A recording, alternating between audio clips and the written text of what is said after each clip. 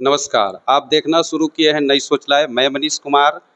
बिहार में आगामी कुछ महीनों में चुनाव है। जदयू पार्टी के समर्थकों का कहना है कि 25 से 30 फिर से नीतीश, परंतु विपक्ष का कहना है कि इस बार नीतीश कुमार जी सत्ता पे नहीं आने वाले हैं। इन्हीं सब मुद्दों पे बात करने के लिए हमारे बीच दिल्ली प्रदेश अध्यक्ष श्री शैलेंद्र कुमार जी हैं। चलिए उनसे बातचीत करते हैं। नमस्कार सर। नमस्कार मनीष जी। सर, अभी कहा जा रहा है कि 25 से 30 फिर से नीतीश कुमार, लेकिन विपक्ष का कहना है कि अगली बार सत्ता परिवर्तन होगा। सर, क्या कुछ कहेंगे सर? मनीष जी, कहा नहीं जा रहा, ये सच्चाई है। 25 से 30 फिर से नीतीश, फिर एक बार हो नीतीश से कुमार हो, ये सुनिश्चित है। इसलिए कि बिहार में आज के दिन में नीतीश कुमार के अलावा कोई है ही नहीं। जनता के सामने कोई विकल्प ही नहीं है, कोई ऑप्शन ही नहीं है।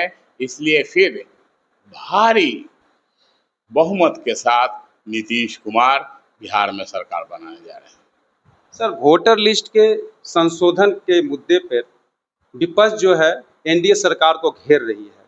सर, क्या इस पर कुछ कहना चाहेंगे?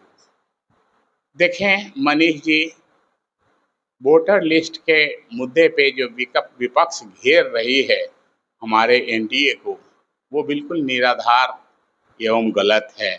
आप एक मीडिया कर्मी हैं, आप जानते हैं कि निर्वाचन आयोग एक स्वतंत्र इकाई है, सरकार के अधीनस्थ नहीं होता, वो स्वतंत्र है। आयोग स्वतंत्र होता है, तो निर्वाचन आयोग को थोड़े हम रोक सकते हैं। निर्वाचन आयोग को थोड़े से वो अपने मर्जी से, अपनी स्वेच्छा से काम करती है। जहाँ तक इन लोगों का घेरने का सवाल है, इन लोगों ने सुप्रीम कोर्ट तक का दरवाजा खटखटाया, लेकिन वहाँ भी इनको वापस आना पड़ा। इससे प्रमाणित होता है कि आयोग का जो निर्णय है बिल्कुल सही है और सही कदम है। घेरना तो राजनीति में इनका काम है, घेरते रहें, उससे कोई फर्क नहीं पड़ता। बिहार में नीतीश कुमार जी ने सुरक्षा पेंशन, सामाजिक सुरक्षा पेंशन वृद्धजनों का, दिव्यांगजनों का 400 से बढ़ा करके 1100 कर दिया गया है। इस पर क्या कुछ कहेंगे? देखिए, महंगाई तो बढ़ी है।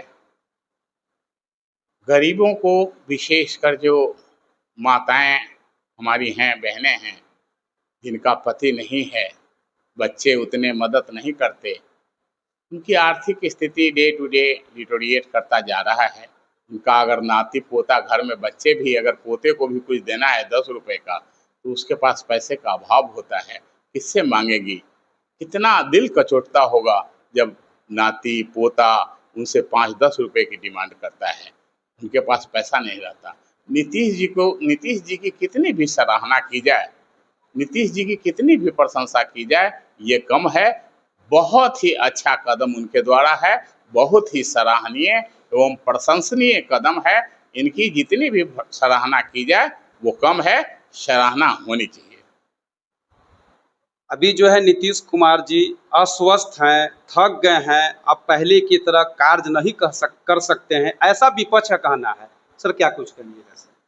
नीतीश जी पूर्ण रूप से स्वस्थ हैं, पूर्ण रूपेण स्वस्थ हैं, पूरा स्वस्थ हैं। आप ही अभी 1 मिनट पहले पूछ रहे थे कि वृद्धा पेंशन, महिलाओं का पेंशन, सारा कुछ इन्होंने बढ़ाया है।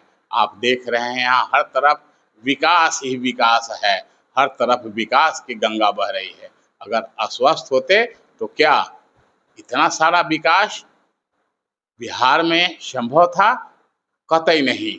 ये विकास प्रमाणित करता है कि नीतीश जी स्वस्थ ही नहीं, पूर्ण रूपेण स्वस्थ हैं, बिल्कुल ही एकदम ही स्वस्थ हैं। आप ही के पार्टी के एक गठबंधन में हैं चिराग पासवान जी, बार बार यह कह रहे हैं कि हम 243 सीट पर चुनाव लड़ेंगे। क्या एनडीए में सब कुछ ठीक ठाक है, या फिर 2020 की तरह चिराग पासवान जी कुछ ऐसे ही कुछ खेला करने जा रहे हैं? देखें, एनडीए में सब कुछ ठीक ठाक है। चिराग जी की भावनाओं को, चिराग जी की बातों को गलत तरीके से मीडिया कर्मी और लोग पेश कर रहे हैं। चिराग जी जो कह रहे हैं, कुल सीटों की संख्या बता रहे हैं कि 243 सीटों पर हम लड़ेंगे, वो सही बता रहे हैं। वो एनडीए का आंकड़ा है। उनका कहना है कि मैं माननीय प्रधानमंत्री जी के नेतृत्व में, श्री नरेंद्र मोदी जी के नेतृत्व में एनडीए के अधीनस्थ हम लोग टोटल 243 सीटों पर चुनाव लड़ेंगे। यही बात वो कह रहे हैं। इसको लोग उसको दिग्भ्रमित कर रहे हैं, गलत प्रचारित कर रहे हैं। अभी सर सावन महीना शुरुआत हुआ है, आप दिल्ली प्रदेश अध्यक्ष होने के नाते पूरे देशवासियों सहित बिहार वासियों को क्या संदेश देना चाहेंगे? जैसा कि आप जानते हैं, सावन महीना हम हिंदुओं के लिए महान पर्व होता है। यह ऐसा महीना होता है जिसमें हम लोग काफ़ी धार्मिक आस्था और विश्वास के साथ भगवान शंकर की उपासना करते हैं। तो मैं पूरे देश और अपने विशेषकर हमारे प्यारे प्रदेशवासियों को मैं सावन की हार्दिक शुभकामना एवं बहुत बहुत बधाई देना चाहता हूं और कहूँगा कि भगवान हमारे बिहार वासियों को सुख, समृद्धि, शांति, विकास दे। यही हमारी कामना है। अभी आप सुन रहे थे, दिल्ली प्रदेश अध्यक्ष ने साफ शब्दों में कहा है कि नीतीश कुमार जी ने वृद्धजनों के लिए बहुत ही सराहनीय काम किए हैं, जिन्होंने 400 से बढ़ा करके 1100 किए हैं। क्या आप सोचते हैं? इस पे कमेंट करिए और तब तक लिए हमारे देखने के लिए चैनल को धन्यवाद।